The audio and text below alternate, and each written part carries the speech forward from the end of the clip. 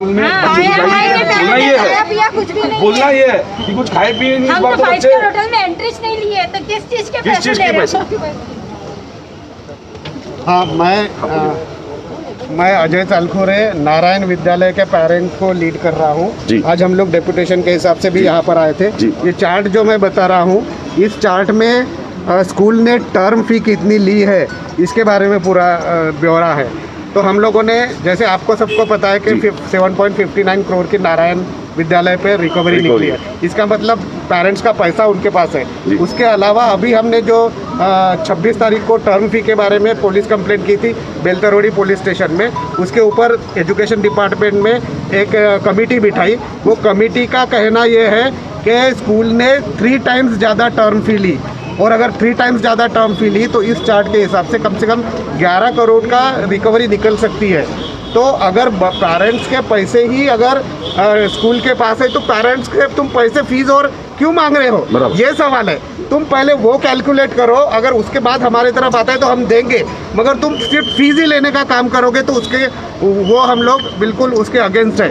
दूसरी बात यह है कि मेरा जो पर्सनल मैटर है कि हमने टीसी के लिए अप्लाई किया था स्कूल में, तो स्कूल मेरे को टीसी नहीं दे रही है।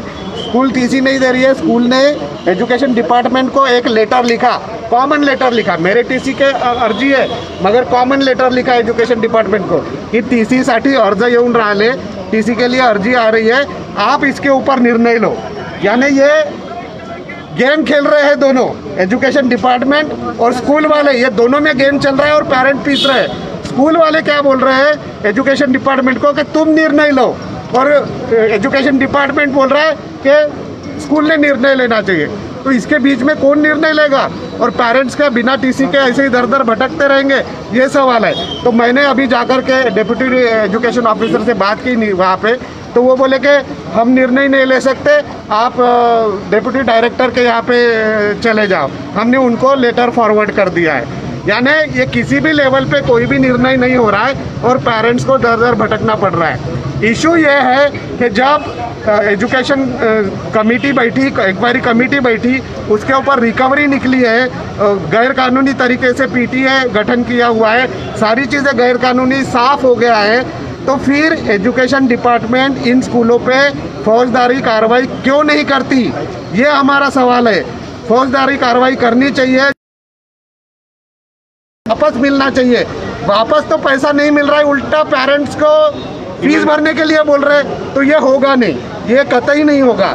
जब तक तुम पूरा रिकवरी का पैसा कितना होता है कैलकुलेट नहीं करोगे, उसमें से तुम कितनी कटौती करना है करो ना।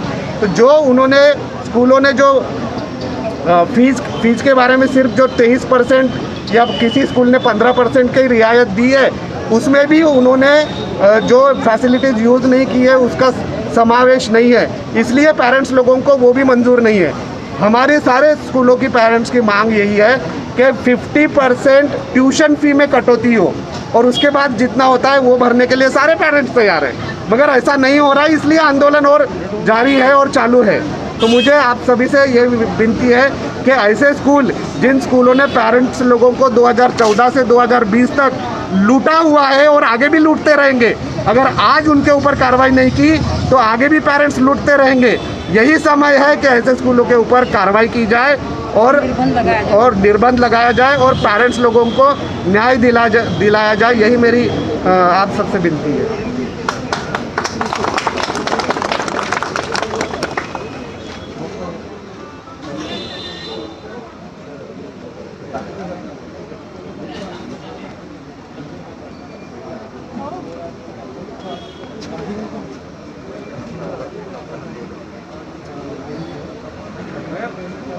अंदर से अभी महंगी शिक्षा सस्ती जान, अंदर मीटिंग चालू है, शांति से सब लोग बैठे रहे, नारेबाजी ना करे, कुछ भी ना करे, ऐसे अंदर से उन्होंने कहा गया।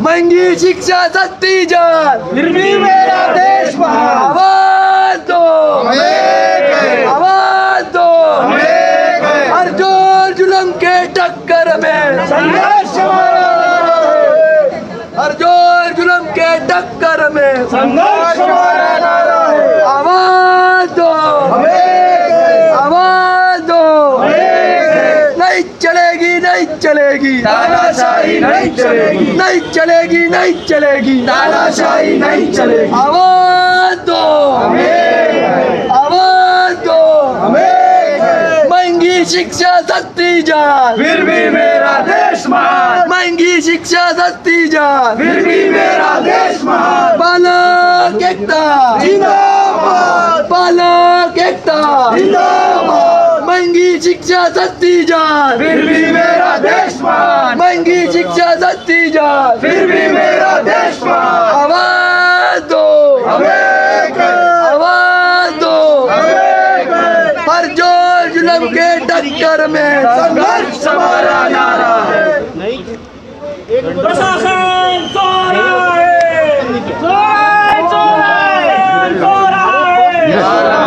रहा है। हमारी मांगे पूरी करो, हमारी मांगे पूरी करो, शिक्षा एक अधिकार है, नहीं ये व्यापार है, शिक्षा एक अधिकार है, नहीं ये व्यापार है।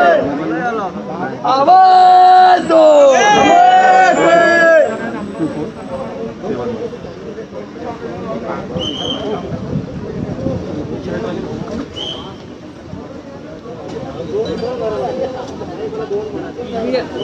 बस इतना ही। और दोस्तों कहना है कि जितने भी ये पालक है, इतने पालक ये खुद रास्ते पे जो उतरे हुए हैं, कहीं ना कहीं पर प्रशासन को, सरकार को, चाहे वो केंद्र की सरकार रहो या फिर वहाँ विकास आघाड़ी सरकार रहो, ये सब सरकारों को शर्म आनी चाहिए कि पालक अगर खुद की लड़ाई लड़ने के लिए, क्योंकि जितने भी मंत्री जो भी चेयर पर बैठे होंगे, सांसद विधायक जो भी बैठे होंगे, वो लोग जो है, ये लोग जब टैक्स पे करते हैं, जीएसटी पे करते हैं, टैक्स पे करते हैं, तब जाके वो लोगों को पेमेंट मिलती है।